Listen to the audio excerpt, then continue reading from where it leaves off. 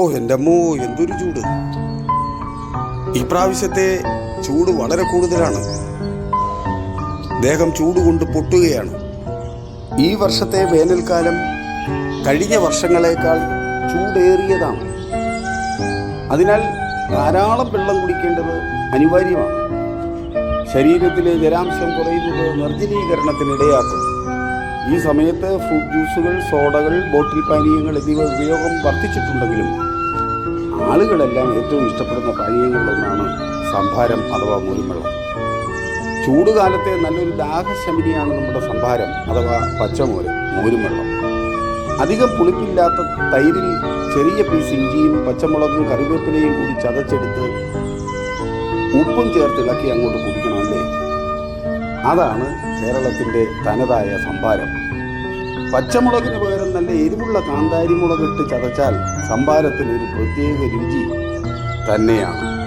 നല്ല രുചിയും ആവശ്യത്തിന് എരിവും ഉണ്ടായിരുന്നു എന്ന് നമ്മൾ പറയും. അങ്ങനെ വളരെ ആസ്വദിച്ച് കുടിക്കാൻ പറ്റുന്ന ഒരു പാനീയമാണ് സംഭാരം അഥവാ മൂരുംവെള്ളം. എരിവുള്ള സംഭാരം കുടിക്കുമ്പോൾ ശ്രദ്ധ അത്യാവശ്യം തന്നെയാണ്. പാലിൽ നിന്നുണ്ടാകുന്ന ഒരു ഉൽപ്പന്നമാണ് തൈര്. ഇതിലേക്ക് വെള്ളവും എരിവും ഒക്കെ ചേർത്താണ് സംഭാരം ഉണ്ടാക്കുന്നത്. Protein, calcium, vitamin A, vitamin D എന്നിവയുടെ മികച്ച ഉറവിടമാണിത്. ഇതിന് പ്രോബയോട്ടിക് സ്വഭാവമുള്ളതിനാൽ ദഹനത്തിന് സംഭാരം നല്ലതാണ്. സംഭാരത്തിൽ അടങ്ങിയിരിക്കുന്ന വിറ്റമിൻ എ നിങ്ങളുടെ കാഴ്ചശക്തി നിലനിർത്താൻ സഹായിക്കുന്നു. ഇത് രോഗപ്രതിരോധ ശേഷി വർദ്ധിപ്പിക്കുകയും ഹൃദയം, ശ്വാസകോശം, വൃക്കകൾ തുടങ്ങിയ ആന്തരിക അവയവങ്ങളെ ആരോഗ്യകരമായി നിലനിർത്തുകയും ചെയ്യുന്നു. സംഭാരത്തിൽ അവശേഷിക്കുന്ന ബാക്ടീരിയകൾ ലാക്ടോസിനെ ലാക്റ്റിക് ആസിഡാക്കി മാറ്റുന്നതിന് സഹായിക്കുന്നു. ഇത് ലാക്ടോസ് പ്രശ്നമുള്ള ആളുകൾക്ക് ദഹനം എളുപ്പമാക്കുന്നു.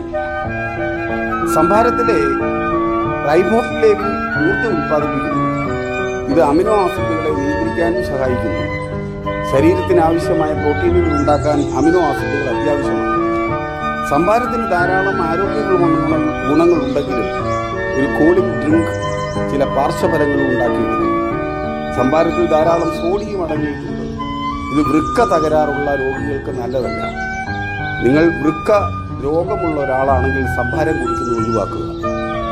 ജലദോഷമുള്ള സമയത്ത് സംഭാരം കുടിച്ചാൽ നിങ്ങളുടെ ആരോഗ്യസ്ഥിതി മോശമാകും.